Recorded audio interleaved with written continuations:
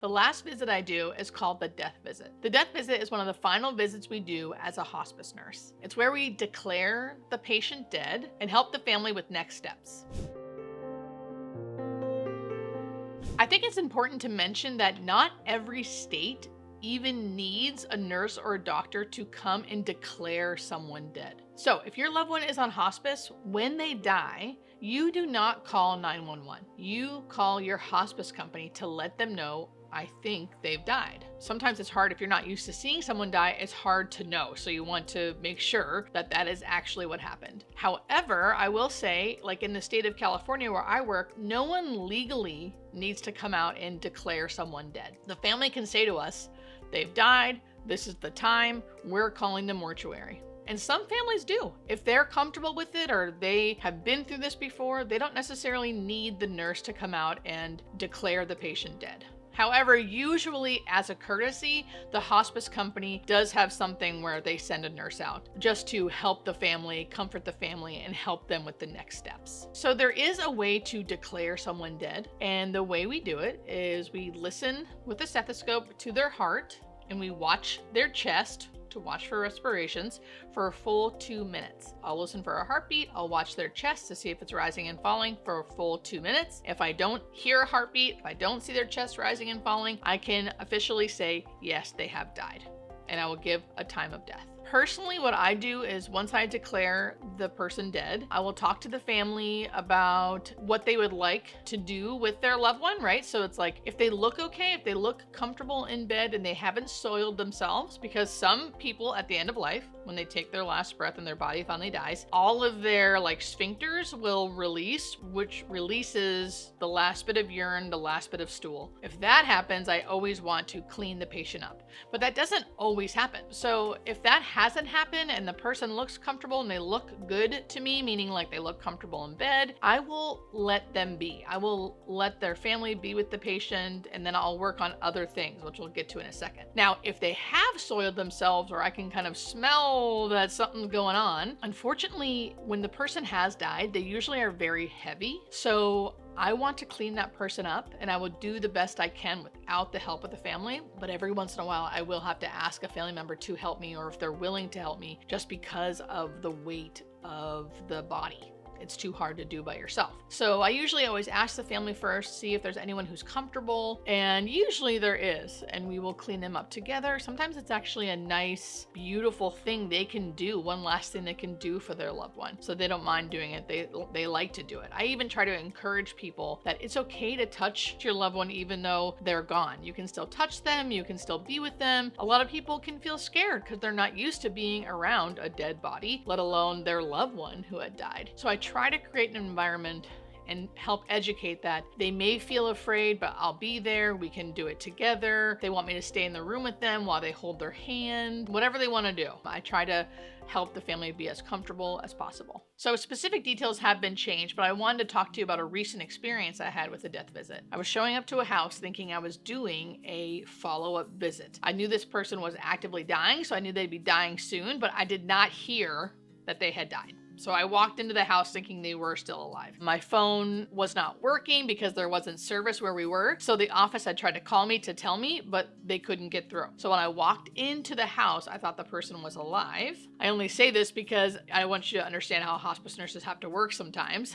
And then I quickly realized, just by the way everyone was acting and how they were talking, that the person must have died. When I walked into the room, the caregiver had set up the room so beautifully. There were candles going, there was soft music, there were flower petals. Somehow they already had flower petals. I don't know how they did this so quickly, but it was just a great example of how the caregiver and the family had already been ready. They already knew that once this person died, they were going to have candles in the room and they were going to have petals on the bed. They were going to present this person beautifully in bed for when the family arrived. So that's just a good example of how preparing for someone's death, knowing that it's going to be happening soon, knowing how you want the room to look, how the room should feel, that can make something that can seem scary feel a lot less scary and even beautiful. The things you need to know about the death visit. This is where it's so good to have things prepared. So I will be there, or the nurse will be there,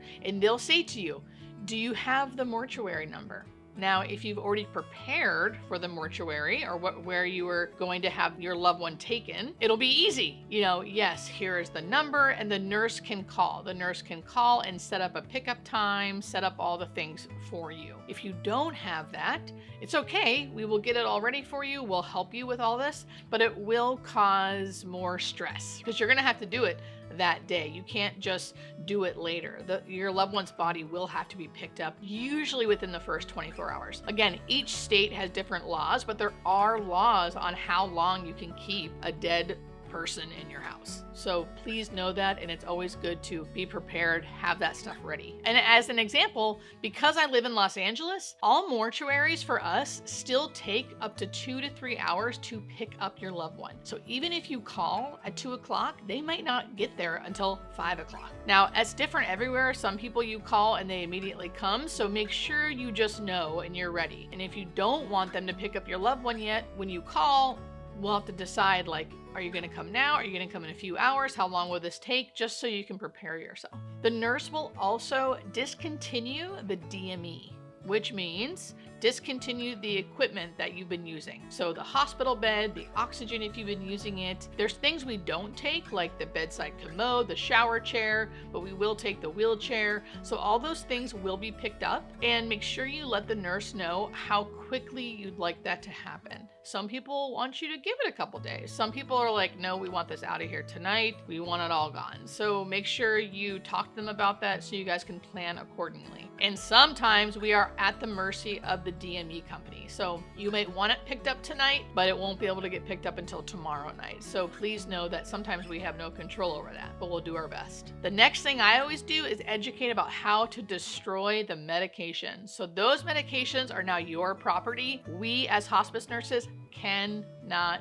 take them. So they are yours. Now we are supposed to help you destroy them or tell you what to do with them. So specifically with my hospice, our pharmacy will take the medications. The family has to take it back though, so I cannot take it back for them. The family can get all the medications ready, take it back to the pharmacy, and there's usually like a bin they can throw all the medication in. If that is something they don't want to do because pharmacies are annoying, I understand. You also can technically put all the medication in a bag, empty the bottles out, and then destroy the medication, meaning put dish soap all over it or detergent all over it. And then you can technically destroying it and then you throw it out. So that is also something you can do. Again, this could differ from state to state, so talk and work with your hospice. Quick rule of thumb, never throw the medication into the toilet and flush it down the toilet. We don't want the medication in our water system. If your mortuary or your funeral home has a lot of questions that you don't know how to answer, maybe particularly about your loved one's death certificate, you can always have them reach out to the hospice company. Both of these companies do this day in and day out and kind of know the inner workings. So if you don't know how to answer something or they're running into a problem, need things for the death certificate, and you don't know how to answer it, so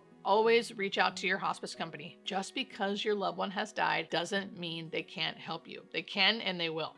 So reach out to them if you're into issues. And I would always say, if you can, issue more than one death certificate, because sometimes different places need death certificates and you need more than one. So if you can get more than one, I would get more than one. Lastly, bereavement services. This is one of the most underutilized things that happens in hospice. Hospice has a whole bereavement program. So after your loved one dies, we have a whole bereavement team. Every hospice should have one that should be following up with you for a full year after your loved one has died. Many people, for whatever reason, I'm guilty of this too, we don't utilize the help offered. If I could plead to you, it is to use the bereavement services offered. So get into it. Ask them what they offer. Ask them if there's support groups. Ask them if there's one-on-one sessions. Please just ask them how they utilize this bereavement, because it will be helpful. I know there's resistance there only because I see it in my day-to-day life. Almost everyone I work with tries to resist this bereavement service portion of hospice, but it's a free service for you and anyone in your family or friends too, I think, that's up to a year after your loved one dies. So please, it's a free service that's only there to help you, so utilize it.